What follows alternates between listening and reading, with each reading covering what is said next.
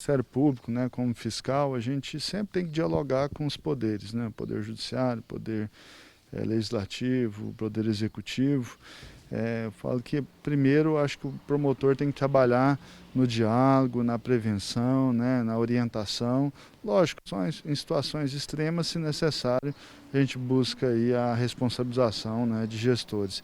Então foi nesse sentido, sabe, dialogar com os vereadores, né, mostrar para eles como que o Ministério Público trabalha, como que a promotoria trabalha, mostrar que tipo de denúncia, notícia chega para a gente, algumas que são o que a gente chama lacônicas, né? Ou seja, não tem como o promotor avançar na investigação, né? E a gente sabe que o vereador também tem o papel de fiscal, então é muito comum os vereadores também trazerem, popularmente diz, denúncias ao Ministério Público, né? Mas tudo tem que ter o mínimo de fundamento, né? Até porque não tem como eu falo que o promotor de justiça trabalha com provas. Se não tiver provas, infelizmente não há o que fazer. O senhor notou que algum deles tivesse alguma dúvida quanto ao comportamento dele como vereador na cidade?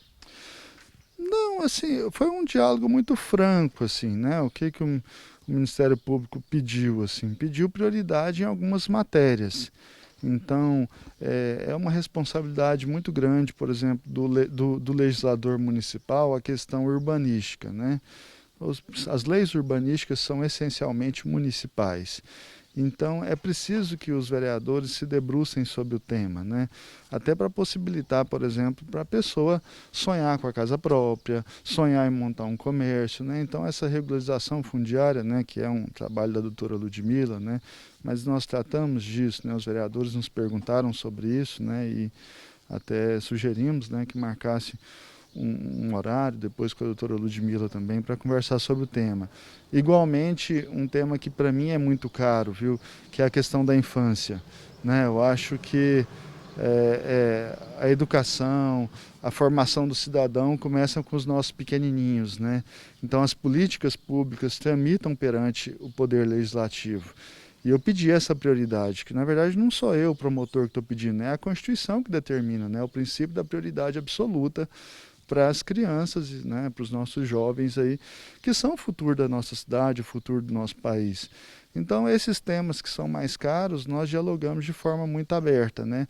Além, lógico, das questões envolvendo a proteção ao patrimônio público, né? Uma gestão responsável, uma gestão também pensando aí a cidade passou por problemas muito sérios, né, nos últimos anos, então foi também nesse sentido, assim, de buscar uma atuação preventiva, né, de evitar aí que novos problemas, né, desse porte, como a cidade passou, né, trocas de prefeito, né, sucessões diversas, voltasse a acontecer, né, para que houvesse uma normalidade institucional, com erros e acertos, lógico, aqueles erros que eu falo que não são erros, né? Às vezes são dolosos, ou seja, pessoas que estão de má fé, esses vão ser coibidos.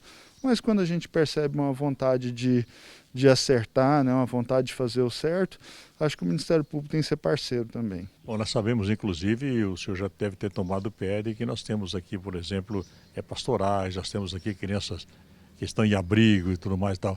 Como é que está hoje o judiciário desses problemas? O tema da infância, eu particularmente, me é muito caro, sabe? Então, assim, a promotoria, o judiciário sempre tem esse cuidado, né, nesses temas. Então, eu faço questão de, por exemplo, na promotoria de justiça, dar absoluta prioridade para os atendimentos que envolvem a infância. Seja crianças e adolescentes em situação de risco, né? O que é situação de risco? Crianças que estão envolvidas no mundo de entorpecentes, crianças que estão em situação de abandono, crianças aí com problemas de saúde, né? Crianças com problemas alimentares, crianças fora da escola. Então, isso tudo é prioridade dentro da promotoria de justiça. Aqui a tramitação é muito rápida nesse sentido. E nós buscamos aí a proteção. Além disso, eu percebi que há uma demanda muito reprimida aqui na cidade, daquelas mães que às vezes criam seus filhos com dificuldade, muitas vezes sem a ajuda efetiva do pai, né? Também tem o inverso, né? O pai que também às vezes cria sozinho os filhos por exemplo, não há um pagamento da pensão alimentícia, né, de forma adequada, pontual. Então a promotoria também faz esse atendimento e até é bom que diga isso para a população, né, para que essas mães possam ser atendidas, possam procurar a promotoria de justiça para esses atendimentos. Doutor, a gente tem notado aqui o seguinte, as reclamações que às vezes aparecem no nosso órgão de imprensa, que às vezes é o para-raio disso daí. Claro, claro. É o comportamento, por exemplo, depois de um decreto que liberou praticamente os eventos. Então nós temos aqui hoje a perturbação de sossego com motos abertas, escapamento à noite, de madrugada, qualquer hora. Foi sem dúvida nenhuma essas festas com música ao vivo, com muito som alto. Inclusive essa semana a polícia acabou advertindo alguém que estava com som alto e tal. Mas eles abusam, continua. Como é que a promotoria poderia, no entanto, fazer para que amenizasse a situação? Assim, esses fatos, Jota, eles são crimes, né, ou contravenções penais, pode configurar também um crime ambiental. Isso tudo pode ser noticiado à promotoria de justiça. Nós somos responsáveis também pelo que a gente chama do controle externo da atividade policial, mas sempre trabalhamos em muita parceria com as polícias. E a gente sempre pede a intensificação do trabalho policial nesses casos, né? Então, assim, tem que denunciar, né? Para a perturbação do sossego, né, até exige-se, inclusive, que haja efetivamente um noticiante, né? Ou seja, uma vítima identificada, isso é importante. O que eu sempre sugiro, até para não pessoalizar, é aqueles vizinhos que se sintam incomodados, né? Podem se unir, fazer ali às vezes um abaixo-assinado, né? Com a identificação de todos, falar, olha, esse estabelecimento está nos incomodando, tal festa, né, o organizador, isso está acontecendo de forma inadequada, que a promotoria toma as providências tanto do ponto de vista criminal quanto do ponto de vista civil, né, que é possível também aí buscar a responsabilização civil dessas pessoas que insistem em perturbar o sossego e o trabalho alheio. Às vezes o silêncio é exatamente para que não seja identificado. Aqui está a questão, né? Quando chega num porte, às vezes de, por exemplo, provocar um crime ambiental, um barulho ensurdecedor, aí realmente é toda a coletividade. Agora, a contravenção da perturbação do sossego, né, a jurisprudência caminha pela necessidade de identificação. Por isso é que eu sugiro, né? Às vezes se todos os vizinhos ali se unirem, né, e falar, olha, realmente está nos perturbando, evita aquela pessoalização, né? Então é um instrumento que a promotoria também já recebeu, né, abaixo-assinados contra um determinado fato, um determinado estabelecimento que insiste aí em não respeitar as leis de sossego, as leis ambientais, né?